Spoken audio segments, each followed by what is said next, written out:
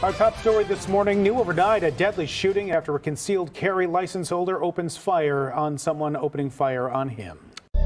These folks out here hate. Yeah, I heard it through the pipeline. Rumors about how they gon' rob me in the nighttime.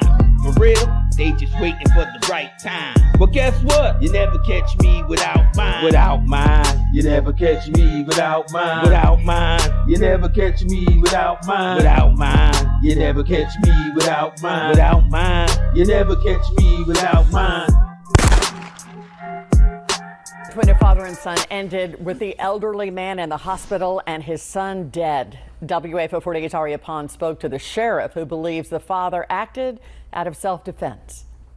Investigators tell me they do believe that an 85-year-old man acted in self-defense when he shot his 40-year-old son on Monday night. Lawrence County Sheriff Max Sanders says the father and son got into an argument inside a home, but eventually took it outside, where Jeffrey Darnell grabbed a pipe and beat his father with it. The father then shot Jeffrey Darnell 3 times before going to get help from a neighbor. Sheriff Sanders says the father received multiple severe cuts to his arms, a fractured orbital socket, and a lot of bruising and swelling to his face, though most looked like defensive wounds. The father, who was beat up, was taken by helicopter to Huntsville Hospital.